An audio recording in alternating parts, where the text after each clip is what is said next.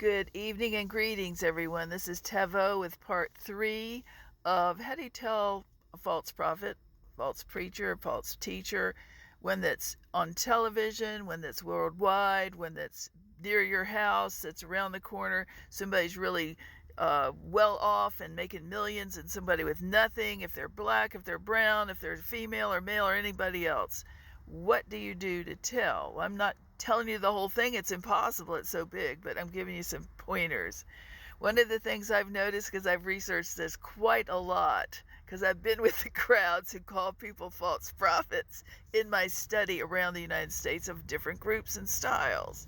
So my ear, I have a really good ear for some reason. I can play music by ear, but I remember people. I don't know, it's God's gift, but I will, listen, when they call false prophets, and they're always talking about they're false, they're false, and, that's a false, she's a false, he's a false, and they do that talking about famous ones or not. Oh, it really bothers me. However, I start to watch them. It makes me alerted, because I wasn't raised around that in ministry. That isn't right to do that like that. So the more they do it, the more they are. Let's put it that way. That's a big tip there. They can't get off it, just like Jezebel's fire. They are. Okay, be careful.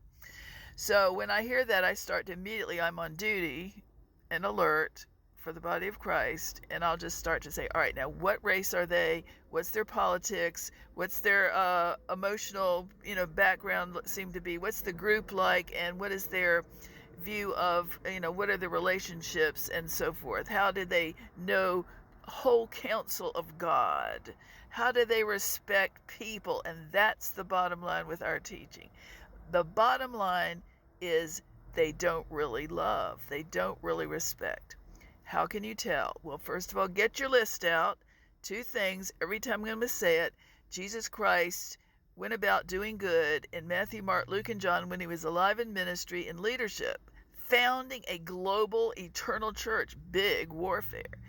And you can see how he acted and reacted with his mother and everybody else, and you act the same. That will weed out most of the stuff that people are saying as false, a lot of it. Next, and then you watch yourself in the same thing. Then go to 2 Timothy 3, 1 through 5, 1 Timothy 6, 5. Pauline, apostle, commands to the church to get out of this kind of group, the fruit of relationship disrespect. It's got accusation. It's not trustworthy. So we've done this for decades, not knowing we'd have to know all this, but it's dysfunction. So when Paul says get out, he doesn't mean because you're angry, you're bitter, you've run, you're a complainer. He means you've tried, you're mature, you see something is really off there like that, and you forgive them. They will not be confronted. They are the authoritarians. All these things are going on and more that affect your family, your children, the quality of life that is not true, not a core doctrine. Could be racism, biasm, using people. There's a lot of things. Word curse theology is big out there. So many things that we're giving you tips, not the full course meal, but we give some tips what we've discovered. I said on the other tape, beware the scales of false doctrine. That means they don't have joy, basically. They're mirthless, or they barely, crack a smile. That's a sign of Phariseeism, that accusation's going to surely come your way one day, or that they are just, poor me, a lot of things going on. So beware the small, critical Levitical. Critical is in Levitical law, which is old-timey law. In modern day, First Church has no place to be in there. So critical equals Levitical. It rhymes. That's how you tell if they're critical. You're going to watch out for the law. That means they're going to be on your case for all the minutia of what they want, whatever they feel is important. Submissionism is a giant one. Are you submitted? Are you a church hopper? Are you, it's that tone. So you can tell a tone is involved. It's a harbinger to that. Critical. And if you're on the in crowd or the out crowd, then it does that type of thing. It is spoiling the relationship factor of being able to go to church and enjoy yourself, So there are many big signs and little teeny signs. If you have a cult, the cult and occult is big out there. It has really gotten big. When I started this journey in the 70s at age 24, TV hadn't hit stride like it is now, but the wannabeism of a movement, the people who have the hangers on, who have no life, or they just never, maybe they just got saved, they can't help it, but they think they are the next latest and greatest, and they're rude in the seats, and they're, just a lot of stuff.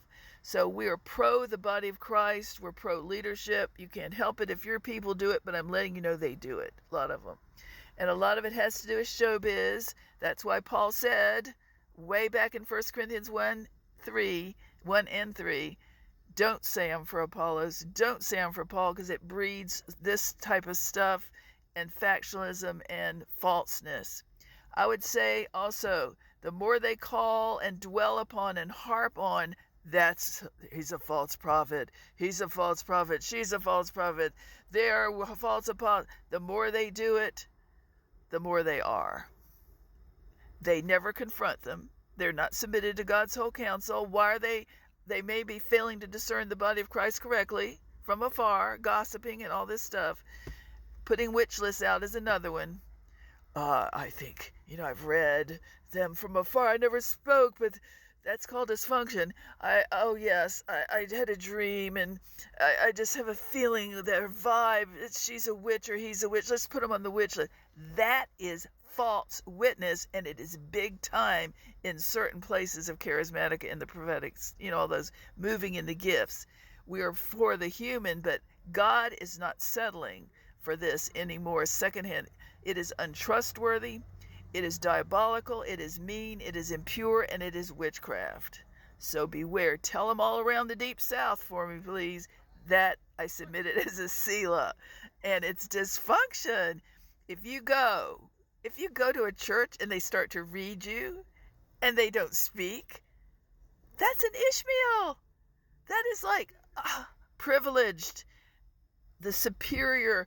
They've evolved, I guess. They think they know more, but God has people to bring them down. I'm not trying to bring them down, but I meant God has people that read them back, and I'm proof of that. We don't hate them. We don't wish ill on them. We don't word curse them. I don't gossip. I don't pray against. They do it. It's the 2 Kings 6:12 groups that believe they are like the prophet Elijah, who could hear the king in his bedroom chambers. No. That was not working it, conjuring it, divining it like these do. But it is grace. Elijah was there walking around one day as a prophet to the nation, and all of a sudden he just knew what the king said. I have the gift. Oh, by grace. Oh, I wasn't thinking of it. It just happened, like a word of knowledge and a word of wisdom. That's all. So do not get there, or you will be sorry later. Psalm 144, gives the symptoms. If you, as David said, beware the strange children. Beware the strange children. Keep your children away from the strange children. You will have prosperity if you stay away from the strange children. I didn't know it, and I ended up without because of this demonic. It really is. Turf guarding is a sign. But it says they have hands. Here's a false prophet. They have hands. They have mouths that speak vanity, and the right hand of falsehood. The mouths that speak vanity, they're not on core doctrine, which is eternal, getting people saved and having a merry heart that is like medicine. They have a false counsel in the fact they're putting the pride in their turf or their gift or things that are off, or they're not loving and they want to make sure everybody comes to have money, all that. So the right hand of falsehood be false authority, spying on people, undermining, praying against, putting pressure, mesmerizing, all sorts of things. And so we remind these people of Matthew 7 when Jesus said to the to the Book of Acts people, not just the charismatics, they didn't have any.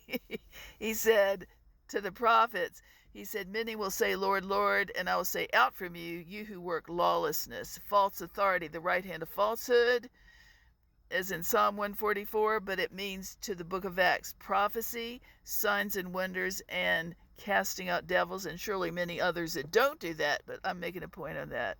God bless you. He loves you. This is Tavo DRC. Bye-bye.